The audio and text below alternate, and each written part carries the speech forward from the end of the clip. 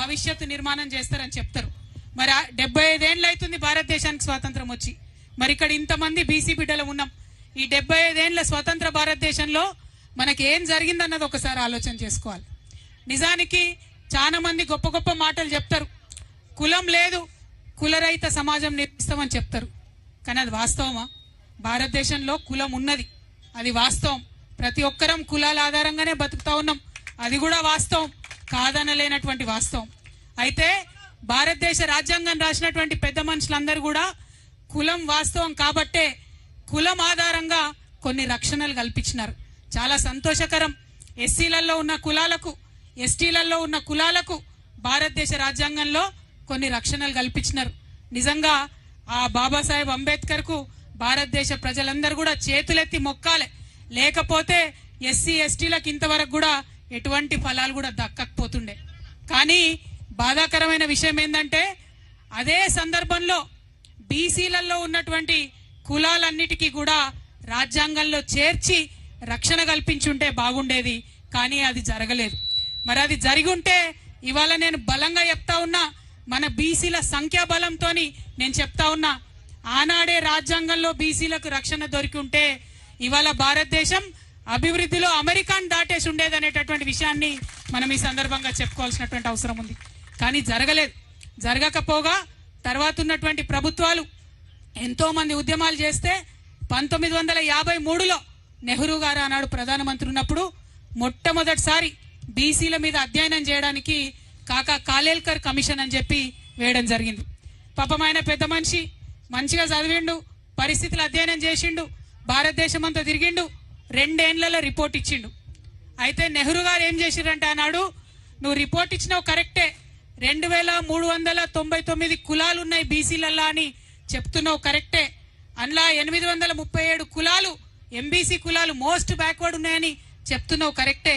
కానీ దీనికి ప్రాతిపదిక ఏంటిది అని ఒక ప్రైమ్ మినిస్టర్ స్థాయిలో ఆ రోజు ఆయన చెప్పి, ప్రైమ్ మినిస్టర్ నెహ్రూ గారు ఆ యొక్క రిపోర్ట్ ని ఆనాడు రిజెక్ట్ చేసిండ్రు. ఇది చరిత్ర కాదనలేనటువంటి వాస్తవం అని ఈ సందర్భంగా మనందరం కూడా గుర్తు చేసుకోవాలి. మరి ఇక్కడ ఒక ప్రశ్న నేను కాంగ్రెస్ వాళ్ళని అడుగుతా ఉన్నా. నెహ్రూ గారే కమిషన్ వేసిరి, 2 ఏళ్లు ఆ కమిషన్ నెహ్రూ కేర్ కిందనే పనిచేసే, మరి ఏ ప్రాతిపదికన పనిచేసిందో ప్రధానమంత్రి గారికి తెలియలేదంటే, ఆ 2 ఏళ్లు రివ్యూ చేయలేదంటే మరి ఇది కాంగ్రెస్ పార్టీ బీసీలకు చేసిన ద్రోహం కాదా అని చెప్పి నేను ఇవాళ ప్రశ్నిస్తున్నా. ఇవాళ ఇక్కడ మనం ఆలోచన చేసుకోవాలి. 1955లో ఆ రిపోర్ట్ రిజెక్ట్ చేస్తే మళ్ళా 24 ఏళ్లు ఎవ్వరు కూడా బీసీల గురించి మాట్లాడలే. ఎక్కడా కూడా బీసీలకు ప్రభుత్వం కేంద్ర స్థాయిలో ఏమీ కూడా చేయలే. అప్పుడేం జరిగింది? కాంగ్రెస్ ఏతర ప్రభుత్వం వచ్చింది. జనతా పార్టీ మొరార్జీ దేశాయ్ గారు ప్రైమ్ మినిస్టర్ అయిన తర్వాత 1979లో బీపీ మండల్ కమిషన్ వేసిరు. కాంగ్రెస్ వాళ్ళు వేయలే మండల్ కమిషన్, వేసింది మొరార్జీ దేశాయ్ జనతా పార్టీలో. ఆయన పెద్ద మనిషి, బాగా స్టడీ చేసిండు, చాలా అన్యాయం జరుగుతుంది, 70% విద్యా ఉద్యోగాలలో మరి వాటా ఇయ్యాలని చెప్పి సంవత్సర కాలం లోపలనే రిపోర్ట్ ఇచ్చిండు. కానీ అంతలోపు ఏమైంది? జనతా పార్టీ పోయింది, ఇందిరమ్మ రాజ్యం వచ్చింది. ఇందిరమ్మ రాజ్యంలో ఏం జరిగింది?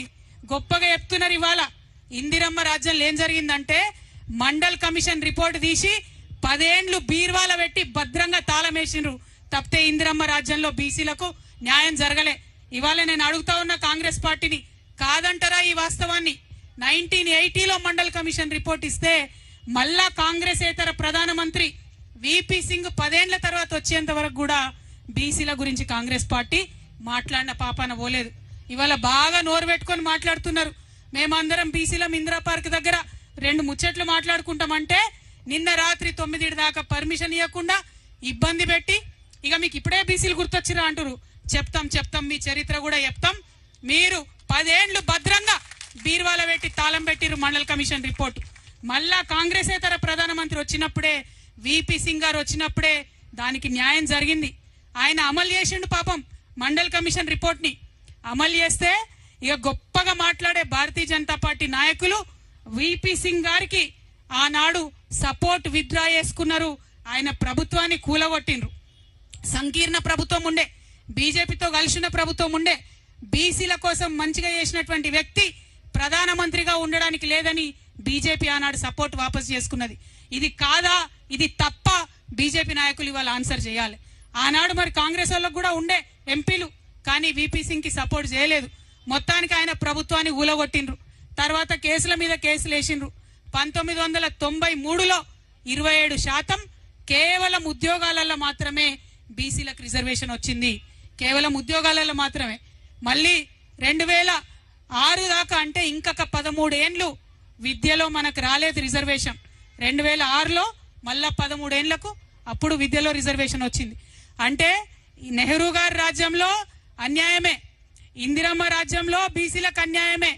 తర్వాత రాజీవ్ గాంధీ గారు వస్తే ఇదే వీపీ సింగ్ గారు నేను అమలు చేస్తున్న మండల్ కమిషన్ రిపోర్ట్ అంటే పార్లమెంటులో గంటన్నర మాట్లాడతారు. రాజీవ్ గాంధీ గారు మాట్లాడి ఏమంటారు, బీసీలకు రిజర్వేషన్లు ఇస్తే ఈ దేశం విచ్ఛిన్నం అయిపోతుందని చెప్పి ఆనాడు రాజీవ్ గాంధీ గారు మాట్లాడినరు. ఇది చరిత్ర కాదని లేని వాస్తవం. ఇది తప్ప అని నేను కాంగ్రెస్ వాళ్ళని వాళ్ళు అడుగుతా ఉన్నా. ఆ తర్వాత 2006లో విద్యలో వచ్చింది రిజర్వేషన్. ఇక కొట్లాడంగా మరి సోనియమ్మ రాజ్యం వచ్చింది. సోనియమ్మ రాజ్యంలో 2011లో కులగణన చేస్తామని చెప్పి మొదలు పెట్టిండ్రు. 4,500 కోట్ల రూపాయలు ఖర్చు పెట్టిండ్రు, కులగణన చేసిండ్రు. కానీ ఆ రిపోర్ట్ మాత్రం ఇంతవరకు బయట పెట్టలే.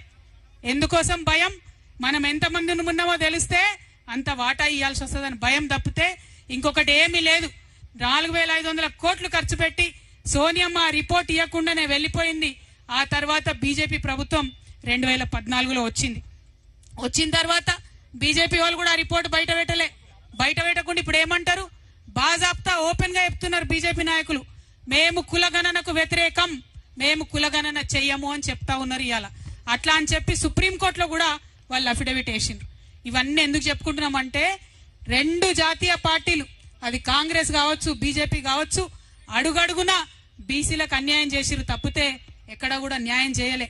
ఇవాళ నేను ఇప్పుడు చెప్పినటువంటి విషయాలన్నీ ఏ ఒక్కటి అవాస్తవమైనా నేను రాజకీయాల్లోంచి శాశ్వతంగా తప్పుకుంటానని చెప్పి ఛాలెంజ్ చేస్తా ఉన్నా కాంగ్రెస్ పార్టీకి, బీజేపీ పార్టీకి. కరెక్ట్ మాట్లాడుతా ఉన్నా, న్యాయబద్ధంగా మాట్లాడుతా ఉన్నా, ధర్మబద్ధంగా మాట్లాడుతా ఉన్నా. ఎవరన్నా ఈ భారతదేశంలో బీసీలకు న్యాయం చేసిరంటే అది కేవలం ప్రాంతీయ పార్టీలు మాత్రమే. పైన మమతా బెనర్జీ దగ్గర నుంచి మొదలు పెట్టుకుంటే నవీన్ పట్నాయక్ గారు కావచ్చు, శరద్ పవార్ గారు కావచ్చు, ఏఐడిఎంకే కావచ్చు, డిఎంకే కావచ్చు, ప్రతి ఒక్క చోట మీరు ఎక్కడ చూసినా మన కేసీఆర్ గారు కావచ్చు, ఎన్టీఆర్ గారు కావచ్చు, కేవలం బీసీలకు న్యాయం చేసిందంటే ప్రాంతీయ పార్టీలు మాత్రమే న్యాయం చేసినాయన్న విషయం మనం విస్మరించడానికి లేదు అని మీకు ఈ సందర్భంగా నేను తెలియజేస్తా ఉన్నా. మరి ఇవాళ ఈ బీసీ మహాసభ వేదిక ద్వారా భారతీయ జనతా పార్టీని మేము మొదటి డిమాండ్ చేస్తా ఉన్నాం. అదేంటంటే ఇప్పుడు సెన్సస్ చేస్తున్నారు, జనాభా లెక్కలు చేస్తున్నారు ఈ సంవత్సరంలో 2025లో. తప్పకుండా దాంట్లో కులగణన చేయవలసిందిగా భారతీయ జనతా పార్టీని నేను డిమాండ్ చేస్తా ఉన్నా. ఇక్కడ మరి రేవంత్ రెడ్డి గారి ప్రభుత్వం నడుస్తుంది, మీ అందరికి తెలుసు. రేవంత్ రెడ్డి గారి ప్రభుత్వం మనకేం చెప్పింది, ఎన్నికలలో ఏం హామీ ఇచ్చిండ్రు? అమ్మ మీరు వచ్చిర్రు, ధన్యవాదాలు, కూర్చోండి. ఏం వాగ్దానం ఇచ్చిండ్రు? 42% రిజర్వేషన్ ఇచ్చినాకనే లోకల్ బాడీ ఎన్నికలకు పోతామన్నారు. ఇక్కడ ఒకసారి మనందరం ఆలోచన చేయాలి. ఎన్నికల్లో హామీ ఇచ్చేటప్పుడు తెలియదా ఎట్లా చేయాలనో? 42% ఉట్టిగానే హామీ ఇచ్చేస్తారా? అంటే ప్రజలకు ఏది పడితే అది చెప్పి తర్వాత సంగతి తర్వాత చూడాలనుకున్నారా? మీరు 42% ఇవ్వాలని చెప్పినప్పుడే మీకు తెలుసు, ఏం తెలుసు మీకు ముందట కర్ణాటక ఫెయిల్యూర్ స్టోరీ ఉంది, బీహార్ ఫెయిల్యూర్ స్టోరీ ఉంది. దాని తర్వాత మీకు తెలుసు మొట్టమొదట డెడికేటెడ్ కమిషన్ వేయాలని తెలుసు. మహారాష్ట్రలో కూడా మీరు ఫెయిల్ అయిపోయినరు. ఈ వివరాలన్నీ కూడా మీకు తెలుసు. తెలిసి కూడా అధికారంలోకి వచ్చిన వెంటనే మొదటి నెలలనే బీసీ డెడికేటెడ్ కమిషన్ వేసేది ఉండే. దయచేసి మీరు వచ్చిన వాళ్ళందరూ కూడా మీకు ఒక విజ్ఞప్తి, పేరు పేరున మీ ప్రతి ఒక్కరికి ధన్యవాదాలు తెలియజేస్తూ. థ్యాంక్ యూ నర్సింగ్, జై బీసీ. ఇవాళ ఇక్కడ రేవంత్ రెడ్డి గారి ప్రభుత్వం నడుస్తా ఉన్నది. ఈ ప్రభుత్వం మనకు హామీ ఇచ్చింది.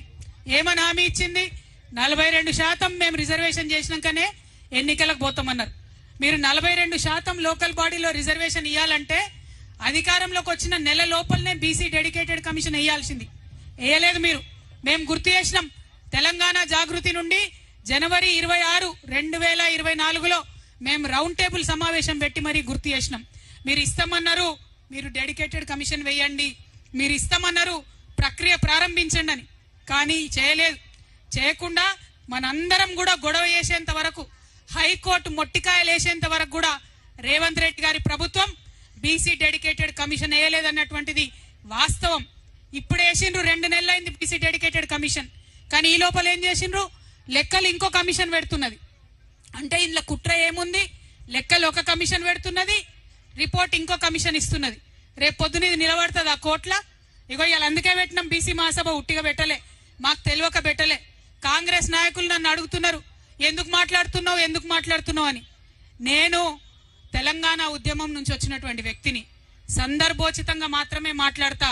ఇవాళ సందర్భం ఉన్నది, ఈ సందర్భం మిస్ అయిన తర్వాత, లోకల్ బాడీ ఎన్నికలు అయిపోయిన తర్వాత అప్పుడు మాట్లాడితే ఏమంటారు, కవితమ్మ ఎందుకు మాట్లాడలే ముందు అంటారు. అందుకే ఇప్పుడు మాట్లాడుతున్నాం.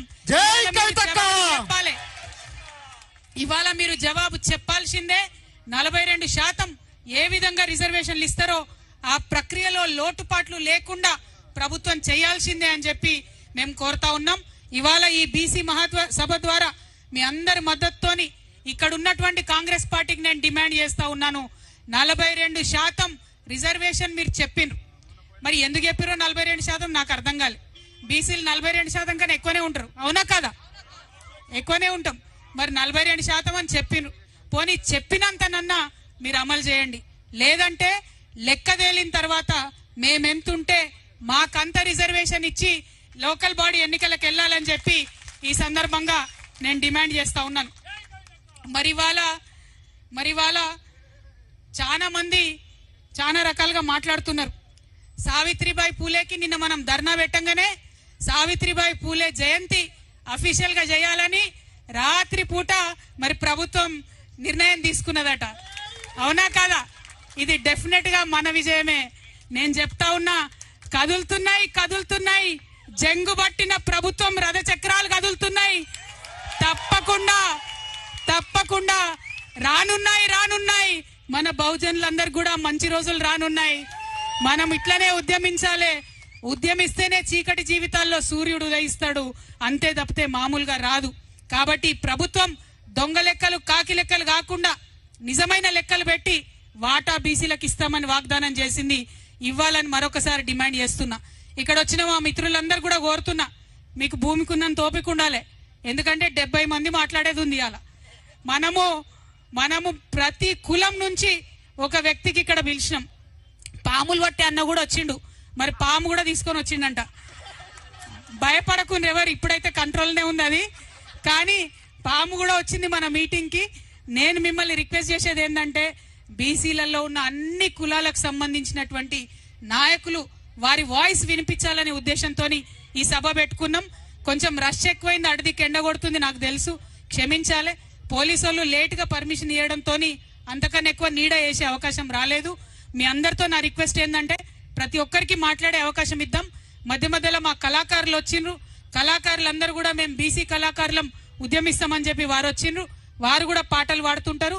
మొత్తం అయిపోయినాక అందరూ 70 మంది మాట్లాడినాక లాస్ట్ కు మళ్ళొకసారి ఈ మహాసభ తీర్మానాలు చేసుకొని అప్పుడు సభ ముగిస్తాం. కాబట్టి ఓపికగా కూర్చోవాలని చెప్పి అందరికి కోరుతా ఉన్నా. జై బీసీ, జై తెలంగాణ, జై తెలంగాణ, జై భీమ్, జై భీమ్.